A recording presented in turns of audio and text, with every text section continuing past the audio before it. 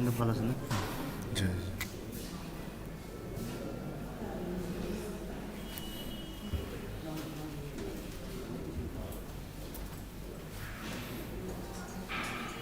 핑 발라 केले पठाइदियो यो युद्ध लगाइदियो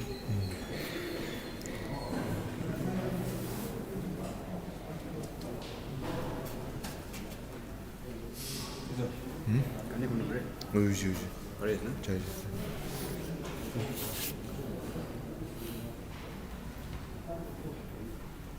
떨리냐?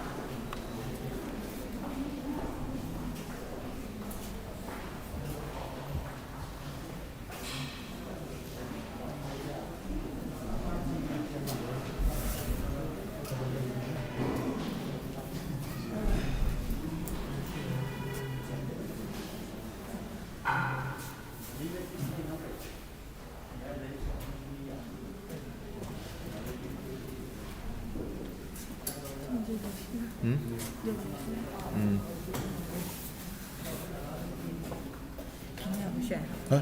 유지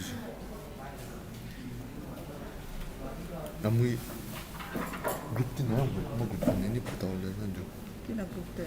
어째 뭐 안내 받아야 무이 늘려도 무이 그룹 그룹 간내네 만나 전화.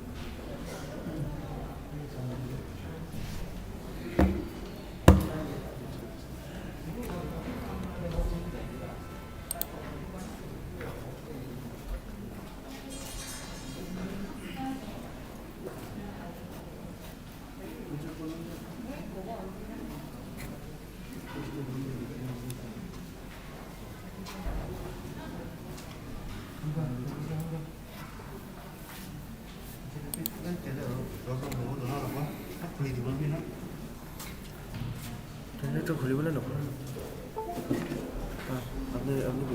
굴리는 뭐니 바이너스 맞을 라 이제 저 커넥션 비워줘 뭐 있네 제지로 보통 같이 줘 वीडियो 똑같네. हाँ हाँ डिस्कनेक्ट कर दो ना 너 있잖아, 맞아. सब तो चाहिए था कि तो 나 위, 나 지금 위 수화가 나거든.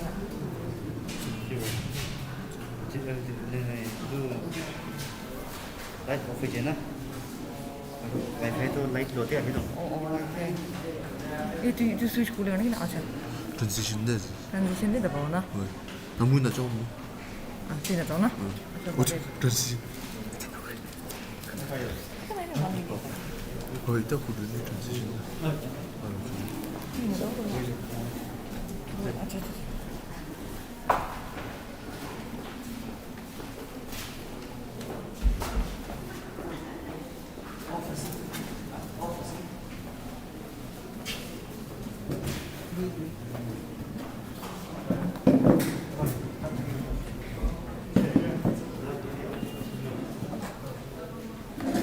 지금은 뭐 해나 무시하네 이제 고낭 나 요도. 너희 부두 기나 올라지 두 무시하네 기나 오면시. 티켓은 뭐야? kuma settings korna ani settings te jane mu air ko ticket la ne ninja solution 이거는 티켓이야.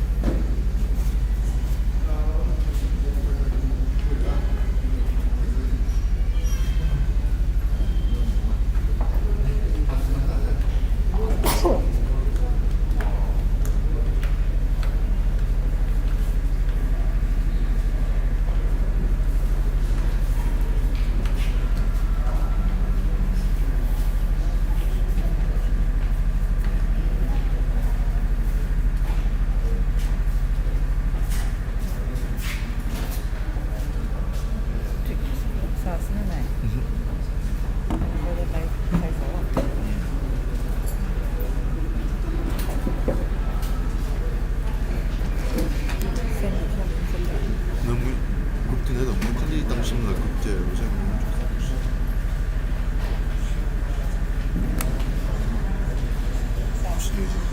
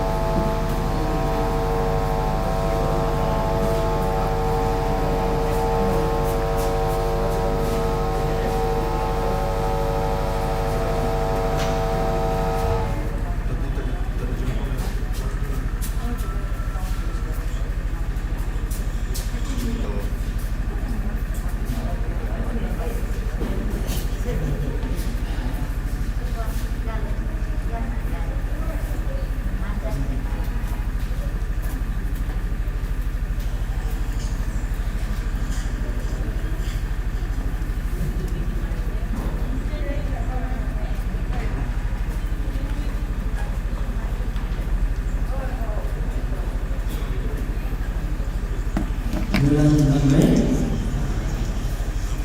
tahun 1999 film number 52 Tengah Perindu 52 Kalbar Cisulimu Roma Cisu Atau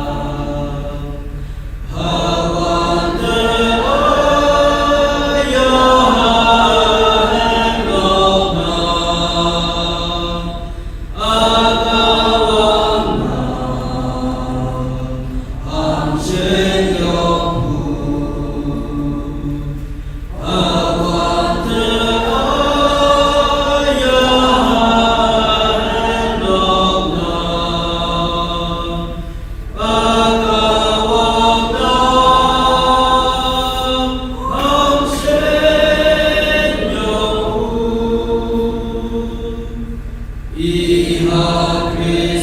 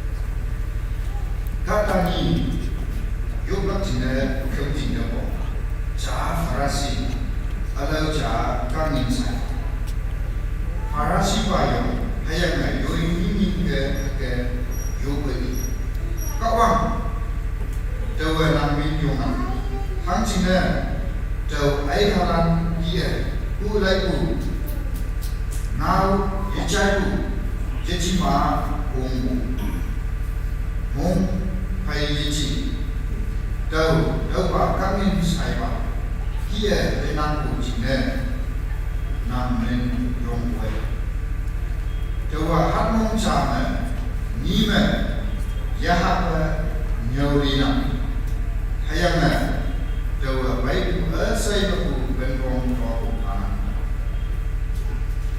học quay các minh sai bảo xin trai sẽ dùng hay em nè Bang hide di sida ngoi jele.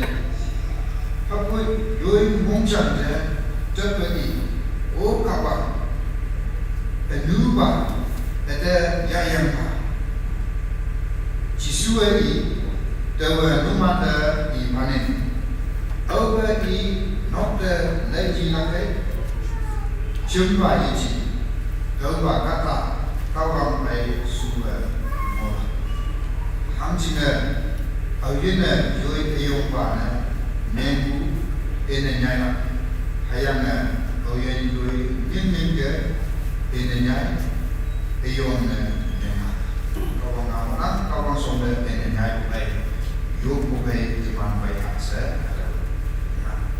man igen det är att man denna teman yang cuma ada kalau pada Mulan jam saya yuknya Haleluya Haleluya Coba orang kaki kaba Nana Bagaimana boleh Muhiman pada kami semua Kita cerita Kemana ada yang Kaki kaba Dan juga kata Jawab yang itu Dan sisanya Kau kaki Kau ini Dan kau kaki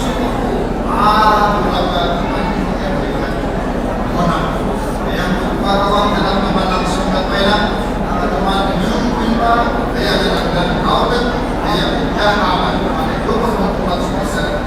Bangsa pagawang dengan teman dia dalam proses. Oh, bukan dia kawan, teman dalam sungai perak. Teman yang punya nama siapa? Teman yang punya nama si baik. Bah, nama siapa? Ayam ada dia cakap teman. Teman dalam juga kamu ayam mengenai Tuhan ia adalah Tuhan jumlah ada Thailand dan yang sadar dan baca. Semua meyukna dolar asing Tuhan dan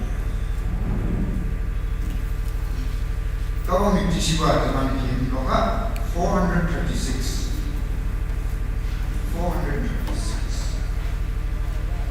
jiwa dengjong sisa 436 apa tahu nama Tuhan dan jam sisa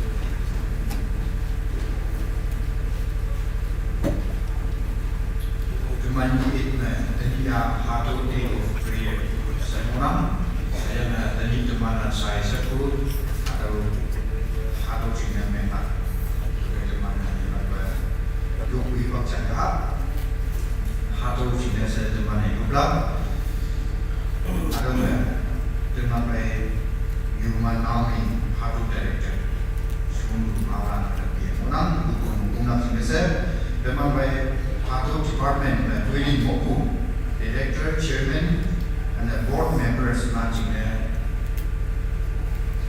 Yuklap, these department by partners in the main NGOs, Christian societies, doing some Monam, by partners in the Christian Monam, ministries in the Monam, Nise, Nishu, and the Monam,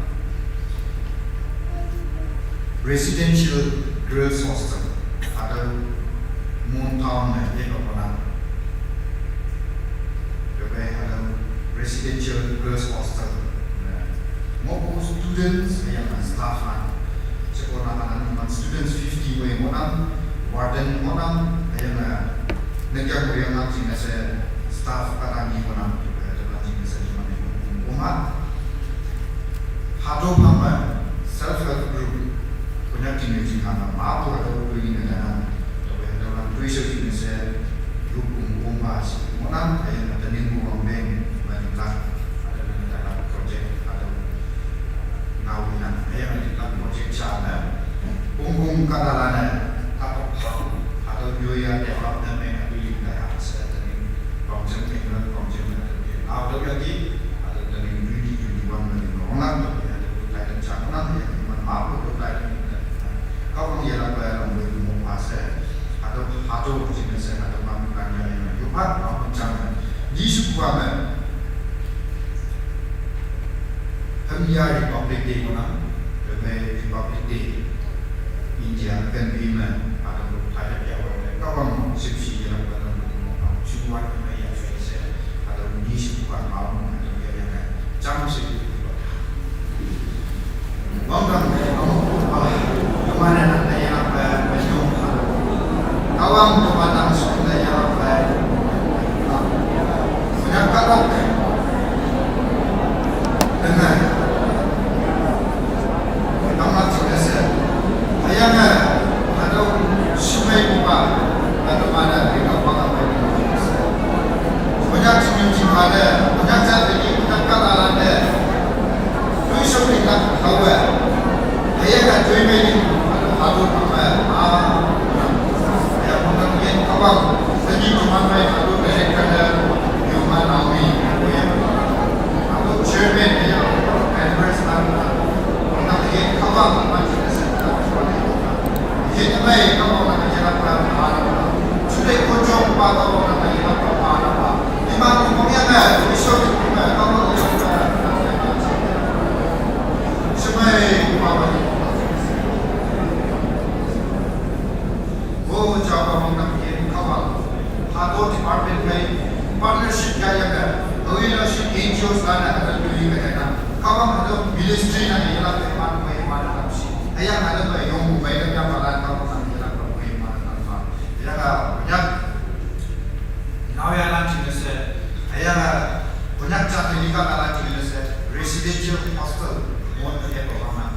Orang yang kawan ada mau students nanti jenis dalam tempat itu. Ada apa?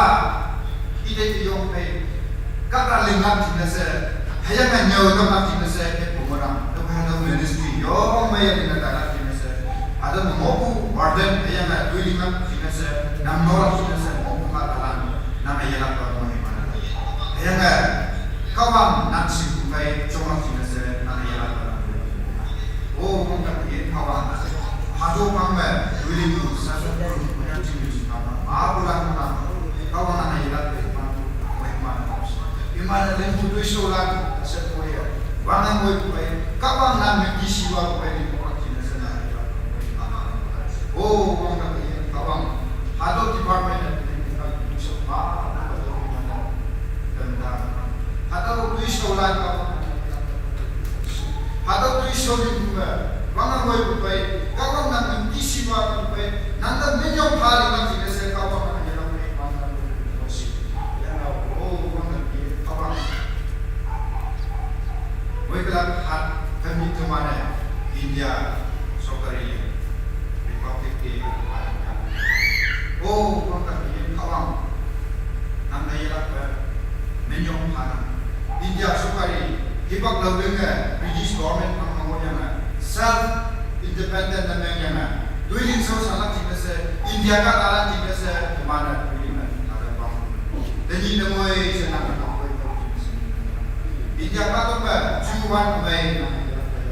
Sukari kaya dari Republik ada yo bersambung yang pemain oh cimai pemain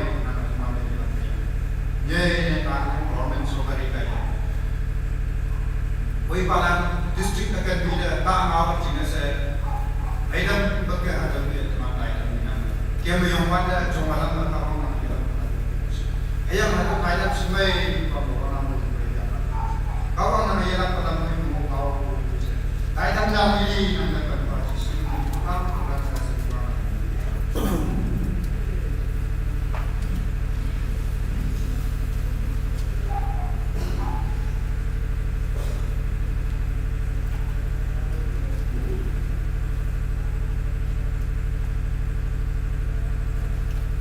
Đầu khi trên màn này anh ấy đi đặt em tháng chính trên màn này mong chân bay thì chạy mà khi nó khắc sưu có bằng nào lắm có bằng được tổ trên màn này học có mua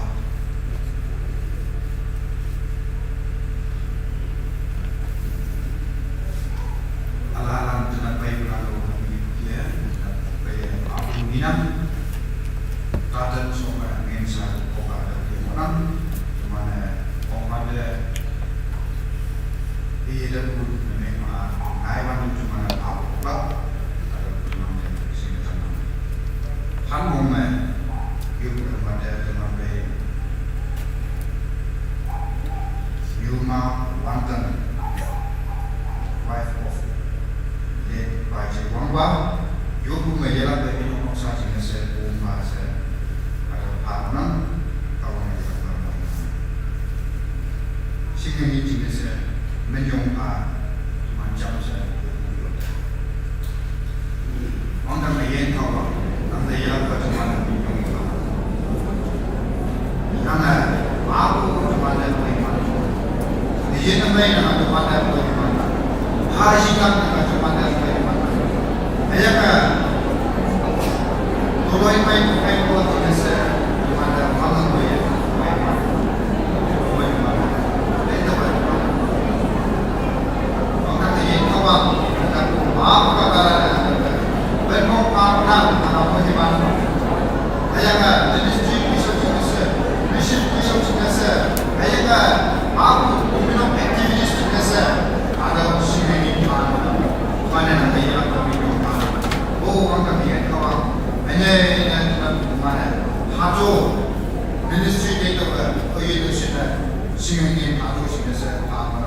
Kawan nanti jalan ke Noksa adalah nanti jalan ke Mahimapa.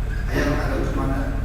Saya. Ayam ada Habu ada di Hatu Ministry Wangan Mahimapa. Kawan nanti jalan ke Mahimapa. Oh, kawan ini kawan.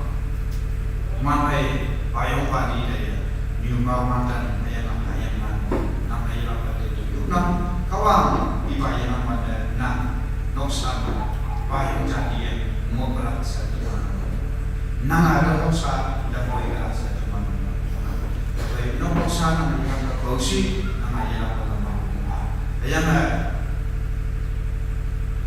hadau hat hayam juang kita tahu dengar hospital nak akan pergi ayah kamu ini jangan cuma seperti nang momen ada nang ini ibarat sepuluh lebih orang kawan nama ialah minum noksa nama ialah minum musik nama ialah dan boleh mengubah hayana cahaya taikan boleh kau minum teman mana yang boleh mesin dan teman boleh mang singin itu kawan anda haram nama cahaya apa yang boleh mang dalam bahasa si sumen hidup nam tulan dasar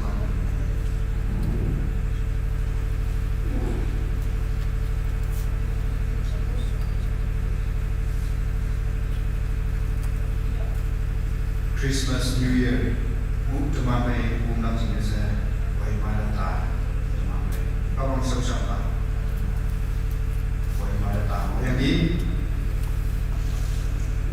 kau okay, kawang naw ng percaya dyan, kawang naw dapat berpercaya sa di Kongo, yung may kawang naw dyan tumamay kawang sa di Kongo. Nang ipo na walang jam sa jam yung kawang naw dyan. Kawang sausapa.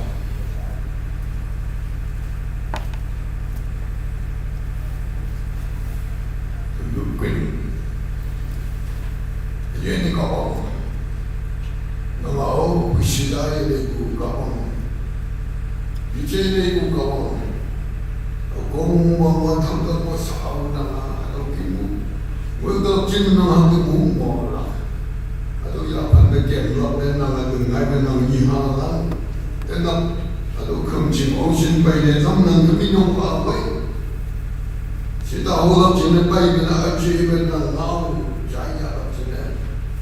Na ngao shin ya la chin de mo na ka mong chen ta ta be de tam ha se. Yin gang nang mi nong ka mong nong na ni.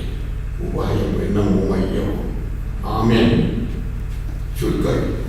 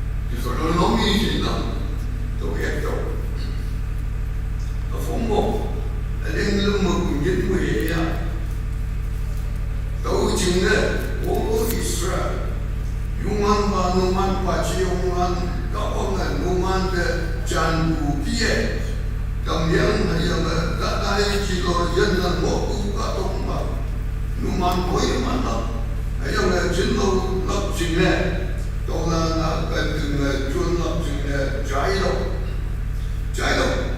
o Israel yungan ba teman kawanga yungan ba jasing ai mona nang ayungan ba nang kawang de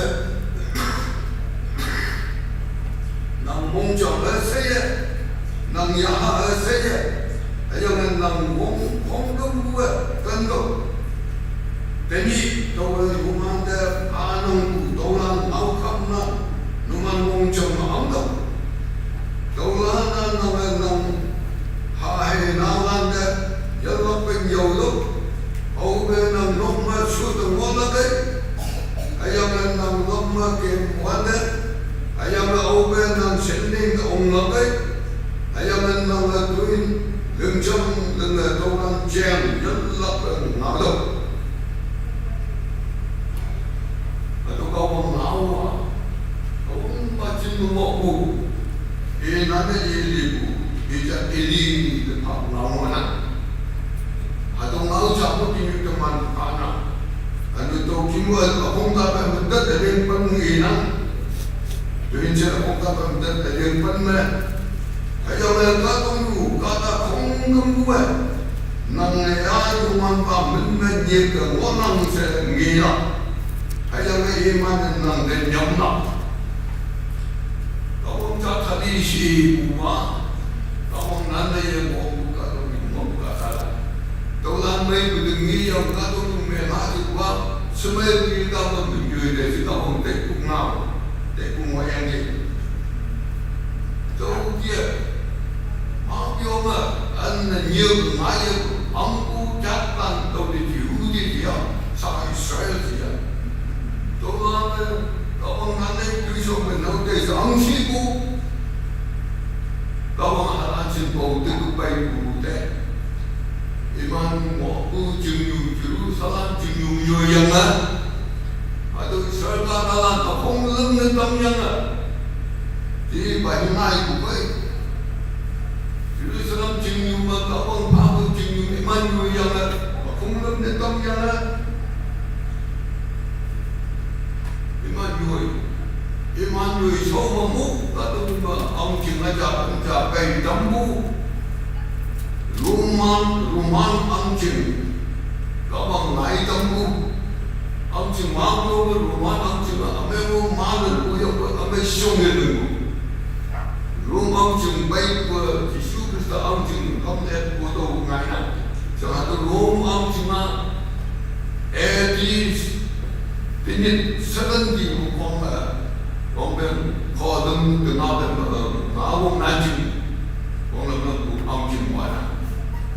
Rumah angcing paya sahaja angcing jadi yang kalau dua teku yang berkawan dengan aku Israel Yahudi jalan cuma angcing ni Jerusalem mau buka dalam bah yang kelai aku mendatang yang iman teitui anu iman sokari panggilan tongse iman kami teitu dia you akan nengok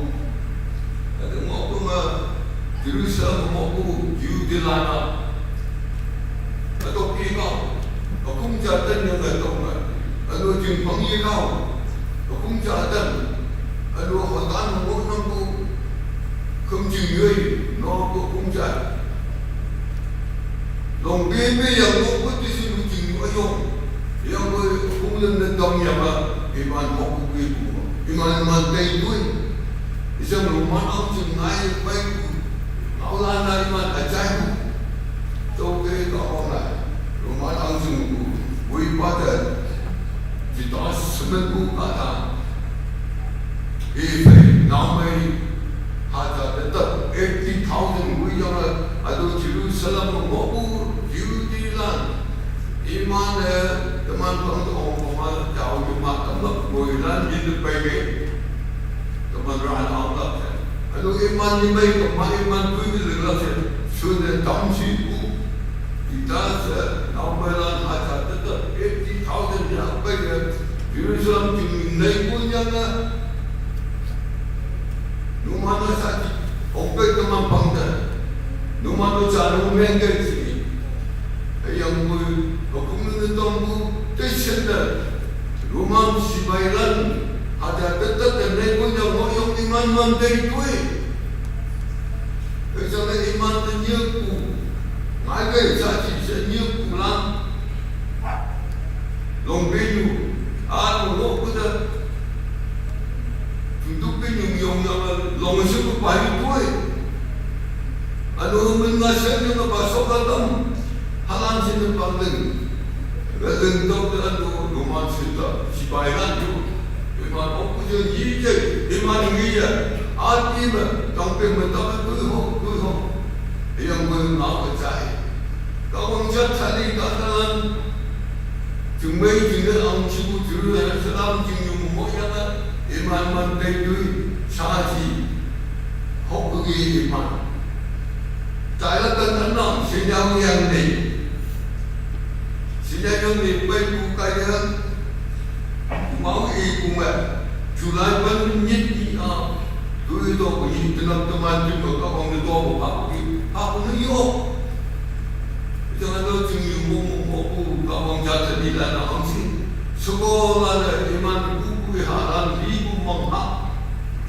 Negara tu jaman daya yang betul halan set sang iman agar tajam dalam daya berjalan.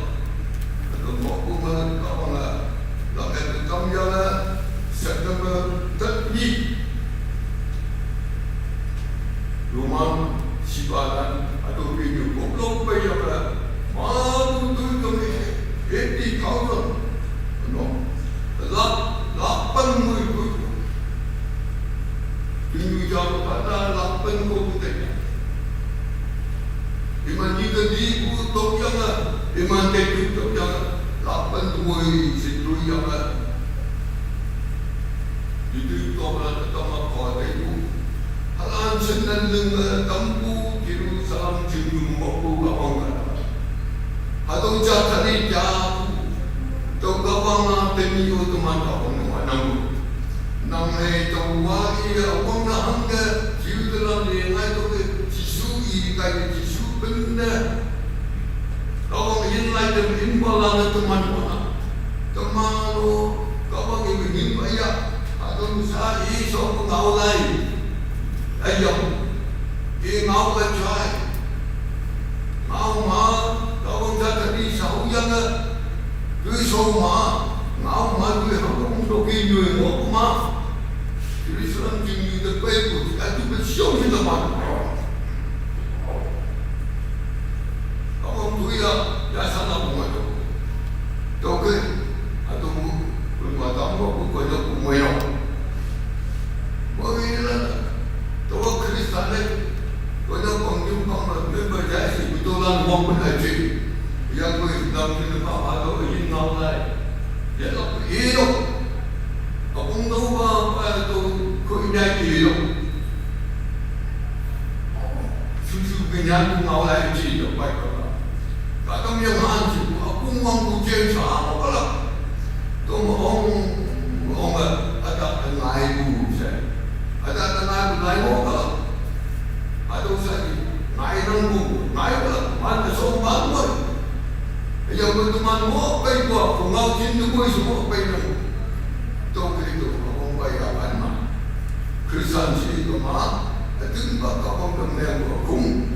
Siapa kau hari berjaya, kalau tu hari tu bukannya jadi daya, boleh sokse itu bilang lah, boleh sokse bukan orang siapa lah. Kalau orang orang suci orang lama, aku bukan orang suci lah, jauh sebu, alam kau subu. Kau dapat apa bentuk kumel. Jadi kalau menjual bayi tu deh, yung tak apa yang jadi semua. Yung moyang lah. Kau ngawal dia lah. Kau dah yuk bukan bah. Demi begini atau mau apa? Yang pertama kasih hanya mau apa?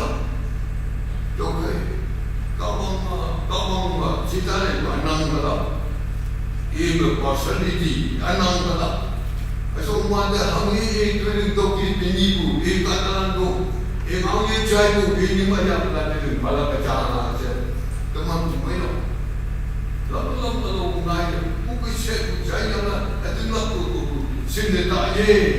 Ye ku kong nang kai to ko ba ya ka ni na. Sa ni ju ya na ne to yu wa. Da ti tamam ku ni to ke ku ka cha di kai. Atau lain dia berkata dengan lain orang. Kata dengan lain ibu kau nak naik ibu ngau alam kita apa nam suruh nak si ibu ngau nam.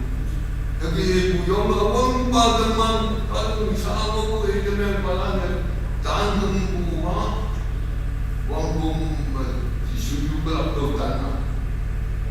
Wangkum disuruh lah abang berkusau saat teman kita jadi tu berong berlakunya. Wangkum disuruh juga ini dah nak palang, macam mau buat mau pelan, ya kaya tu pakai tu. Jangan tu pakai awal sengaja. Tu jangan ia mati dia macam mendil lain nombor lain dia. Kalau nak ini pakai ini siapa kau ada lain nombor. Wangkum itu nampak. Kalau wangkum itu jisudu pun wangkum itu bukan kalau dia jisu isi itu tu dia tak ada. Kalau dia jisu isi itu kalau tahu semua wangkum itu kan. Wangkum menyambung umat malam. Wangkum semua mahal malam. Esok ini tu bukan wangkum. Jadi betul-betul 5 bulan lalu, Tuhan kata teman 5 bulan lalu, aku beli, aku menjisu kenapa aku beli macam mana? Atau aku beli macam dapat kau ngasih bulan, kau nak dengar bulan kau, kamu aja kamu ngira, aku mula. Atau aku beli jisu ini, buaya kaya iman, itu lembu cuma yang cuma. Orang pengin nanti berpengala. Awang bayar pada jisua. Wei landa top hai berpengala. Tu beri nama bima saya top hai bersuara. Makan bersuara. Atau top hai buah. Nama jadi pemandu mulawan masih butuh bagian aje.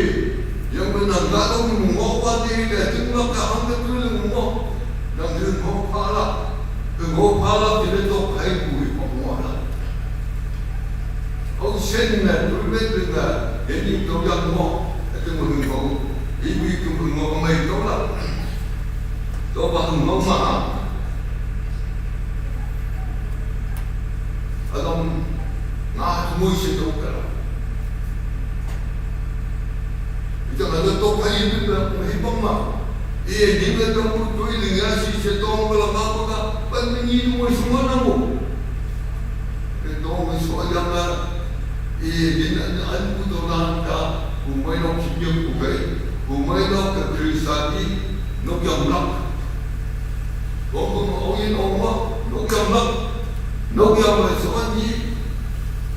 Wambang nyit puma alat itu besar yang kalau ni buat siswa, ini nak belajar yang ini saya ini.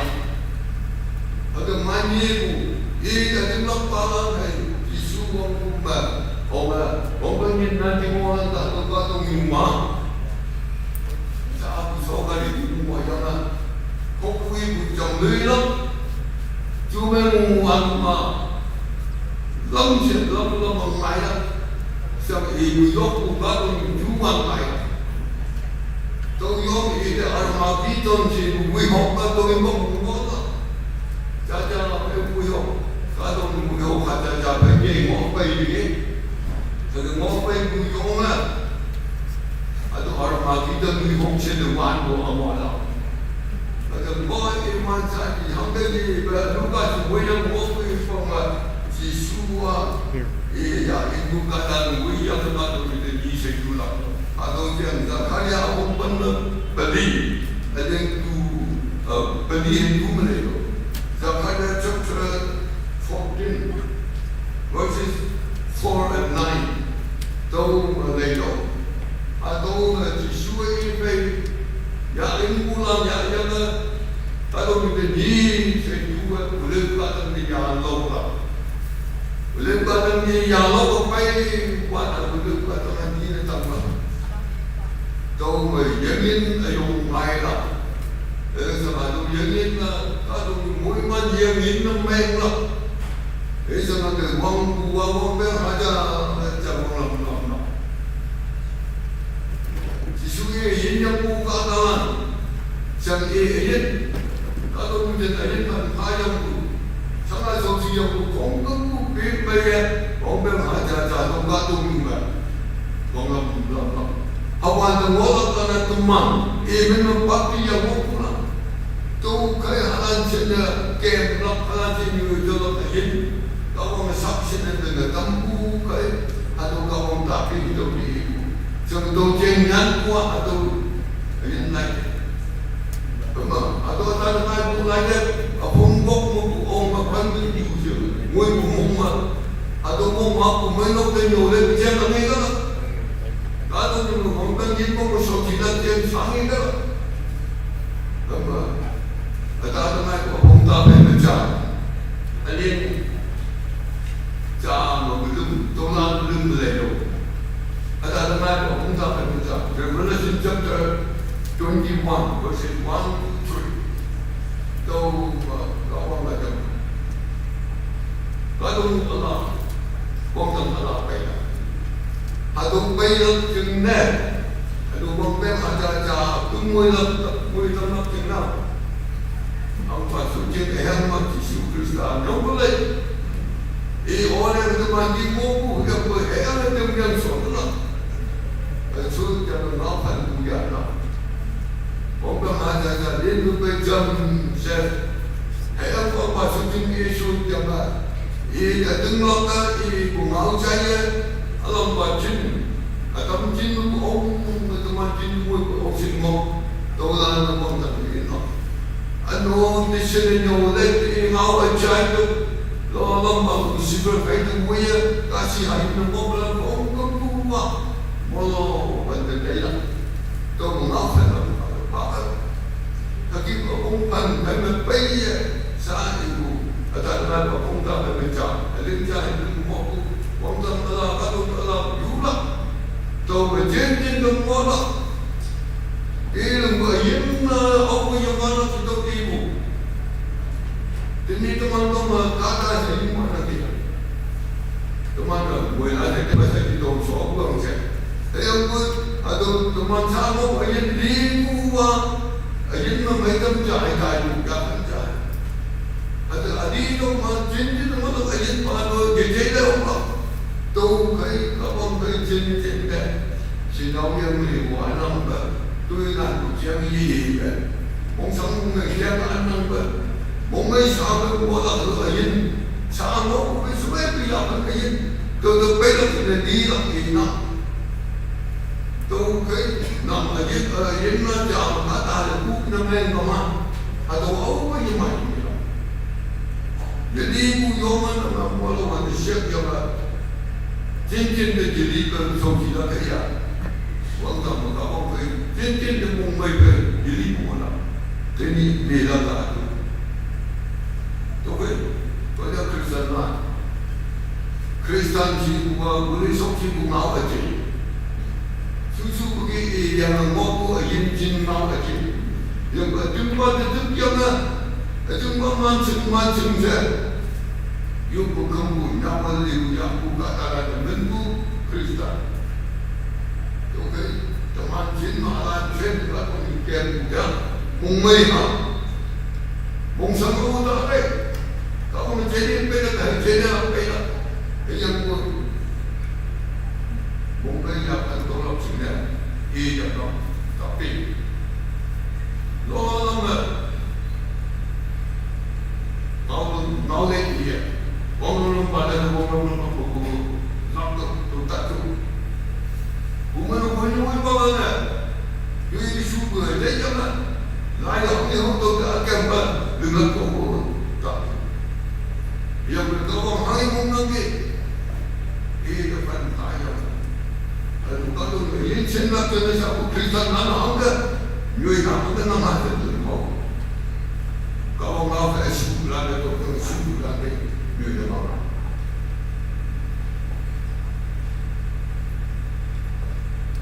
Jangan nak jalan mana. Jin kalau mai kau dah. Sudah tak baik-baik. Aduh, ini kalau tu itu apa? Tu ini mai. Teman tu jadi begitu. Kalau ni nak apa?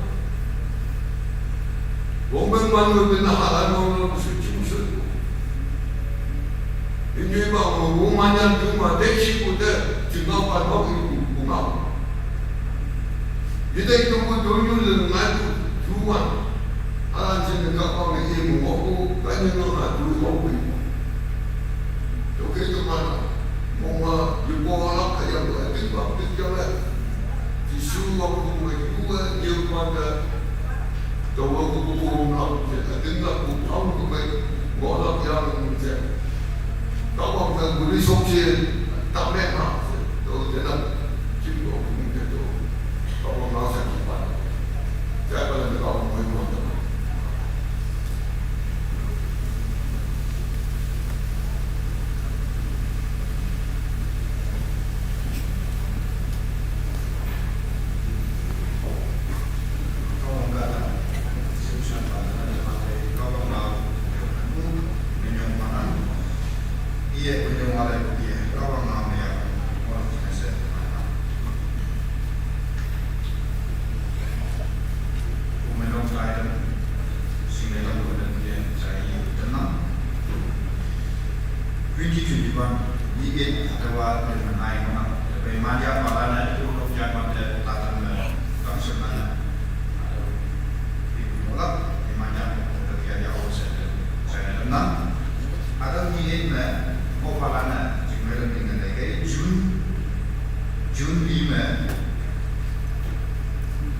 Jun 13 adalah minggu ini saya dia mana acara ujung lewat dengan begitu minggu ini Jun 13 semua adalah 13 Sunday ada Sunday sahaja jika whole week teman lewat dengan teman kita yoga kamu ya mission itu sudah saya mulai dari whole week dengan 7 to 13 saya dia nyampe 7 to 13 saya nyampe saya 29 Mawang baptism ialah jenis mana tanah upaya baptism yang ukuran menjadi Bible study class apa upaya payah tapi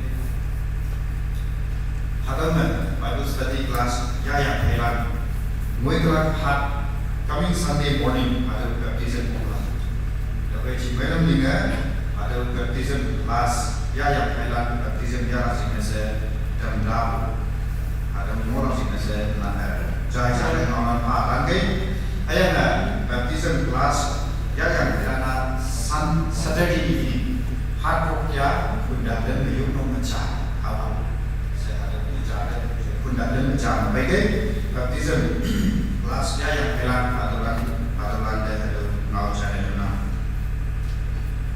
dan supaya yo yang macam dengan main church fellowship kat mencari jenis yang saya percaya nak.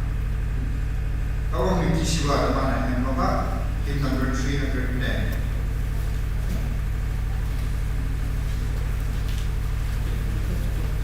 Hymn number 310. Term yang mana? Betul ini mahu nak jam segitu. Bye.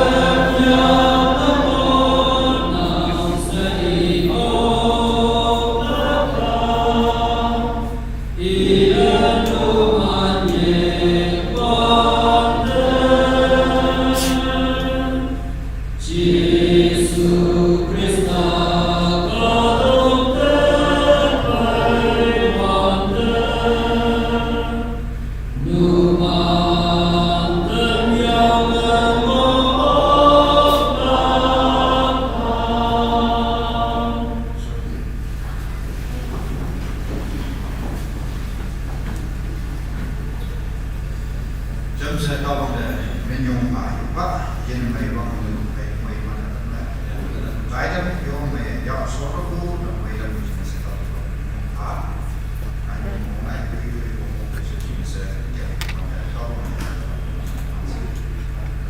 Pak, ada Pak, presiden Biden dan orang-orang Biden tahu Biden jam saya